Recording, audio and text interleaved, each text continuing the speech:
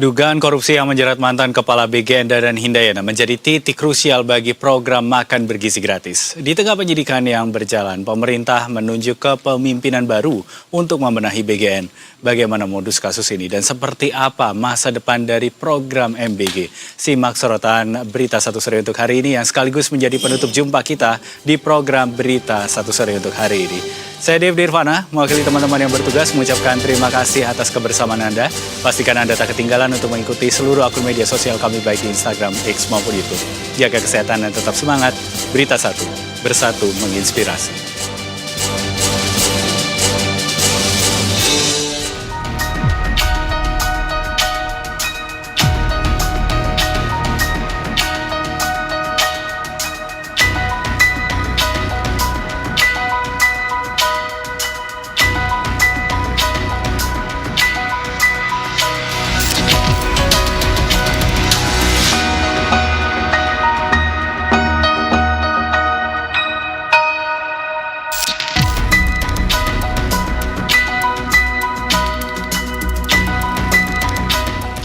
Program makan bergizi gratis yang menjadi program unggulan pemerintah kini tengah diguncang kasus dugaan korupsi di Badan Gizi Nasional.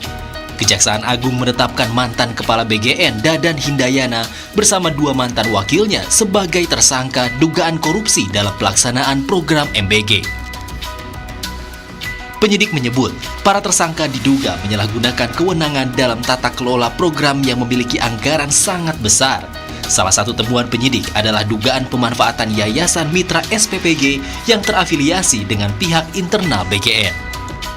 Yayasan-yayasan yang ditunjuk sebagai Mitra SPPG merupakan yayasan yang dijadikan sarana untuk kejahatan dan terafiliasi dengan pejabat atau pegawai BGN yang tidak memenuhi syarat untuk menjadi Mitra SPPG.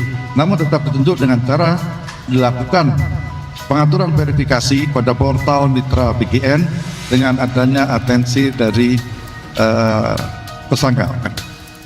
Dan yayasan-yayasan tersebut mendapatkan insentif miliaran rupiah setiap hari, dan yayasan-yayasan tersebut terafiliasi diantara yang dimiliki oleh saudara DH, saudara SS, dan saudara LP. Di sisi lain, Kepala Kantor Staf Presiden Dudung Abdurrahman mengungkapkan bahwa proses penegakan hukum terhadap Badan Gizi Nasional sejatinya telah direncanakan sejak lama dan bukan tindakan yang dilakukan secara mendadak. Menurut Dudung, pemerintah sejak awal telah memberikan perhatian terhadap berbagai persoalan yang muncul dalam pelaksanaan program MBG. Kemungkinan besar seperti itu, banyaklah informasi-informasi beliau, saya rasa ke Presiden yang nyampe bukan tidak serta-merta dari temuan saya di lapangan, tetapi dari banyak sumber lah. Kalau saya kan dulu udah sebulan yang lalu mungkin saya sidak ke lapangan, ada hal-hal ketimpangan tapi yang baik juga banyak. Tapi Presiden inginnya sempurna, bahwa semua itu tidak ada terjadi sedikit pun ada yang menyimpang dari program beliau. Di tengah proses hukum yang berjalan, berbagai pihak juga mulai menyoroti tata kelola dan pengawasan terhadap Badan Gizi Nasional selama menjalankan program strategis ini. Wakil Ketua DPR Sufmi Dasko Ahmad menegaskan pihaknya menghormati proses hukum yang dilakukan Kejaksaan Agung.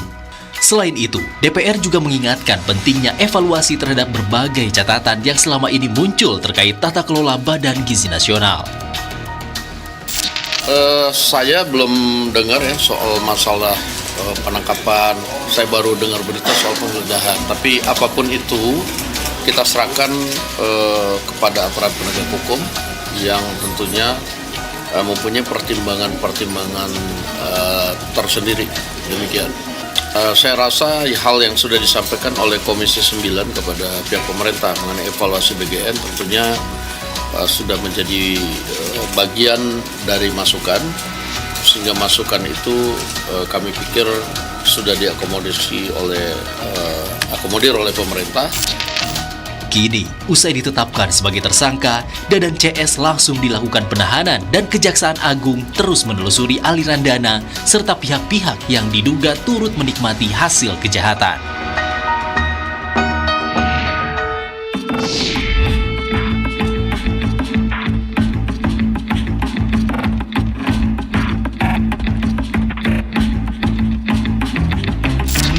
Kasus dugaan korupsi pada program makan bergizi gratis kini memasuki babak baru. Penyidik dari Kejaksaan Agung menilai bahwa ini bukan soal cacat prosedur saja, melainkan ini merupakan kejahatan besar di mana terduga pelaku ini memasang dua kaki di jalur korupsi. Yang pertama pada gurita lewat Yayasan Mitra dan kemudian markup anggaran logistik secara ugal-ugalan.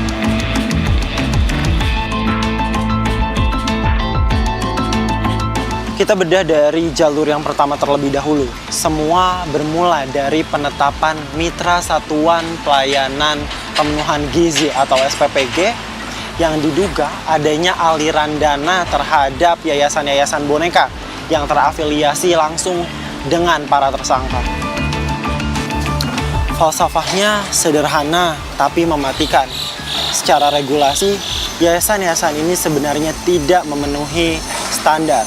Namun, karena adanya intervensi, mereka berhasil lolos sebagai mitra program.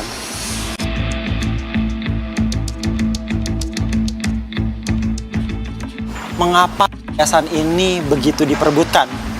Jawabannya tentu karena ada insentif operasional yang menjanjikan bagi para koruptor. Karena kalau mengacu pada peraturan, setiap SPPG ini berhak mendapatkan dana senilai 6 juta rupiah per hari.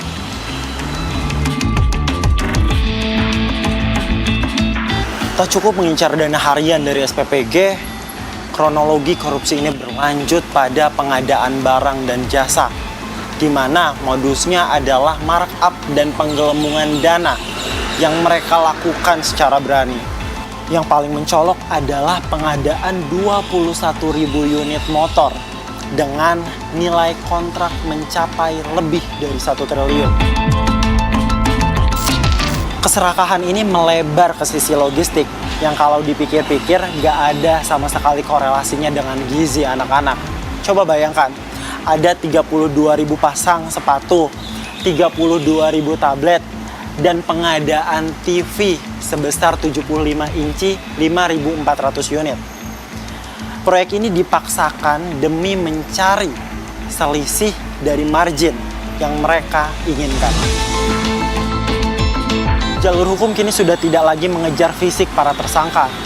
Kejagung sedang melakukan aset tracing untuk menyita dan memulihkan kembali aset negara yang sudah dijarah.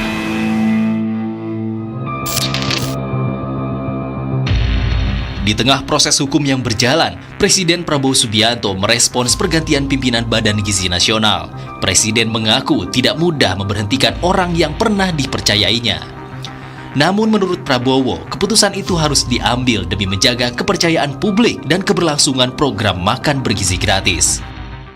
Tapi saya juga sebetulnya hari ini, saat ini, sebetulnya saya sedih. Saya tidak bisa tutupi bahwa saya dalam keadaan sedih. Karena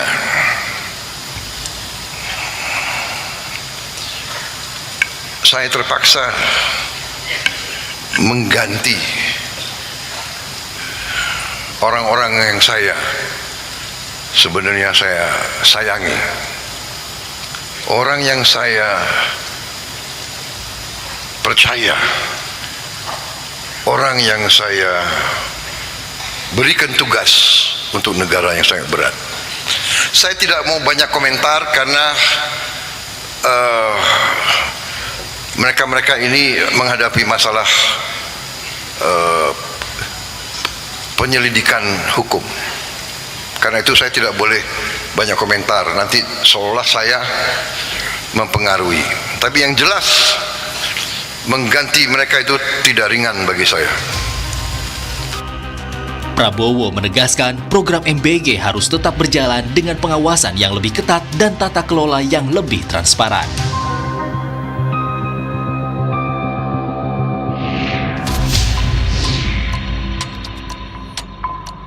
Setelah memberhentikan Dadan Hindayana dan dua wakilnya, Presiden Prabowo melantik Nanik Esdeang sebagai Kepala Badan Gizi Nasional yang baru. Presiden juga melantik Agustina Arumsari dan Maijen TNI Trenggono sebagai Wakil Kepala BGN. Pergantian pimpinan ini diharapkan menjadi titik awal pembenahan menyeluruh terhadap tata kelola program makan bergizi gratis. Usai dilantik, Nanik langsung menyampaikan sejumlah langkah prioritas untuk membenahi program MBG. Langkah pertama yaitu menata ulang data penerima manfaat agar program lebih tepat sasaran. Kedua, melakukan moratorium pembangunan dapur baru sampai evaluasi menyeluruh selesai dilakukan. Ketiga, membenahi dapur-dapur yang sudah beroperasi agar memenuhi standar pelayanan. Dan keempat, menyusun skema baru pelaksanaan MBG di wilayah tertinggal, terdepan, dan terluar atau 3T. Di sini saya ditemani Ibu Arumsari yang sehari-hari akan memelototi saya dalam hal keuangan. Dengan teliti, dengan benar, saya tidak akan mengambil keputusan apapun berkait pengeluaran duit bila Bu Sari tidak oke. Di samping saya ada Pak Trenggono yang dia juga akan melindungi saya ikut nanti menggarap dapur-dapur di 3T dan juga kawasan-kawasan yang belum teritorial yang belum terbangun. Itu ya teman-teman ya.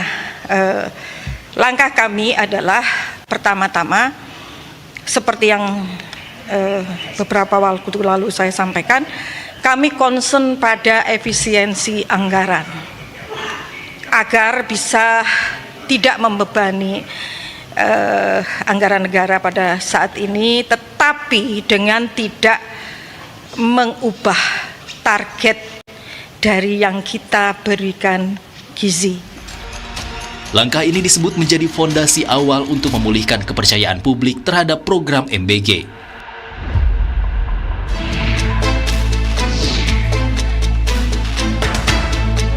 Di tengah transisi kepemimpinan BGN, sejumlah mitra Satuan Pelayanan Pemenuhan Gizi atau SPPG menggeruduk kantor Badan Gizi Nasional di Jalan Kebon Sirih, Jakarta Pusat. Mereka datang dari berbagai daerah, termasuk Bandung, Toba, dan Sulawesi Selatan untuk meminta pertanggungjawaban BGN atas berbagai masalah yang mereka hadapi. Dalam video yang beredar di media sosial, sejumlah orang yang disebut sebagai investor menyampaikan protes karena dapur yang mereka bangun belum juga beroperasi. Mereka mengaku telah mengeluarkan investasi hingga miliaran rupiah untuk membangun fasilitas pendukung program MBG.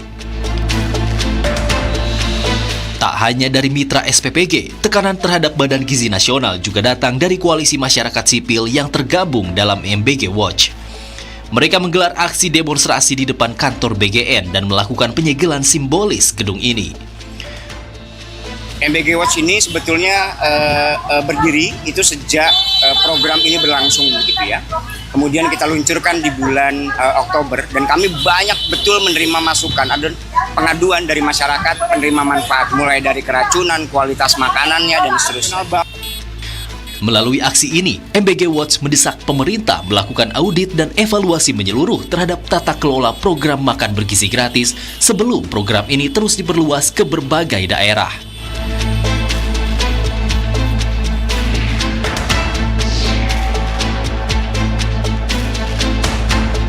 Pengamat menilai tantangan terbesar Nanik Sdeang bukan hanya melanjutkan program makan bergizi gratis.